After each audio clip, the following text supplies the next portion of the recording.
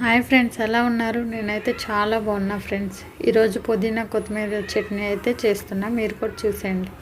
ముందుగా కొన్ని పచ్చిమిరపకాయలు, కొంచెం చింతపండు, పల్లీలు, కొంచెం పుదీనా, కొత్తిమీర, ఇవి కావాల్సిన పదార్థాలు. మీరు కూడా చూసేయండి, తయారు చేసే విధానం అయితే చూసేయండి. ముందుగా ప్యాన్ పెట్టుకొని ఆయిల్ వేసుకోవాలి. 2 స్పూన్స్ ఆయిల్ అయితే వేసుకోవాలి.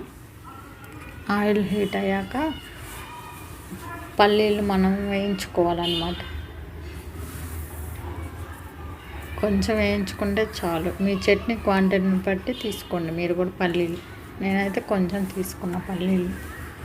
అవి రెడ్గా రోస్ట్ అయ్యాక పక్కకు తీసుకోవాలి. అదే ఆయిల్లో పచ్చిమిర్చి అయితే ఫ్రై చేసుకోవాలి.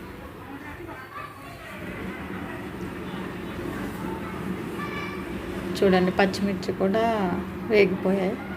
ఇవి కూడా పక్కకు తీసుకోండి.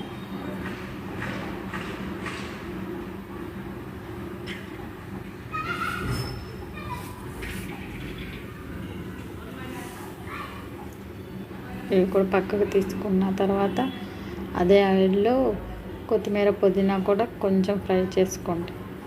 ఒక 2 మినిట్స్ ఫ్రై చేసుకోండి, ఎక్కువ వద్దు. కొత్తిమీర, పుదీనా 2 కలిపి ఫ్రై చేసుకోండి. చాలా అంటే చాలా టేస్టీగా ఉంటుంది ఫ్రెండ్స్ పుదీనా చట్నీ. దోశల్లోకి, ఇడ్లీలోకి హెల్తీ కూడా మనకి. ఇలా 2 మినిట్స్ ఫ్రై అయ్యాక ముందు మిక్సీ జార్లో పల్లీలు అయితే మిక్స్ చేసుకోవాలి. పల్లీలు మళ్ళీ పుదీనాలో బ్లెండ్ అవ్వవు. పల్లీలు మిక్సీ పట్టాక తర్వాత పచ్చిమిర్చి, తర్వాత పుదీనా, కొత్తిమీర వేయించుకున్నది అయితే వేసుకొని ముందుగా మనం నానబెట్టుకున్న చింతపండుని అయితే వేసుకోవాలి. చింతపండులో వాటర్ అవసరం లేదు, ఆ చింతపండు వేసుకుంటే చాలు. కొంచెం సాల్ట్ అయితే వేసుకోవాలి. ఇది మొత్తం మిక్సీ పట్టుకోవాలి. చూడండి, ఇలా మిక్స్ అయితే చాలు, మరీ మెత్తగా కాకపోయినా. ఇంకా ప్యాన్ పెట్టి ఆయిల్ అయితే వేసుకొని తిరగమాత అయితే వేసుకుందాం పుదీనా చట్నీని. అలా అయినా తినొచ్చు పుదీనా చట్నీని. ఇలా తిరగమాతలు అవన్నీ వేసుకుంటే క్రిస్పీగా మనకి టేస్ట్ బాగుంటుంది అన్నమాట.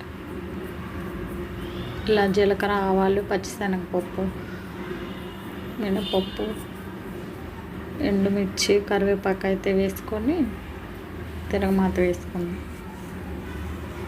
చాలా అంటే చాలా సింపుల్, టేస్టీ కూడా. మరిన్ని వీడియోస్ కోసం నా ఛానల్ సబ్స్క్రైబ్ చేసుకోండి. ఈ పుదీనా మిక్సీలో తీసి ఇంకా మనం తిరగమాత అయితే వేసుకోవాలి. అంతేనండి, పుదీనా చట్నీ అయితే రెడీ అయిపోయింది. Please subscribe my channel friends. Like చేయండి, షేర్ చేయండి.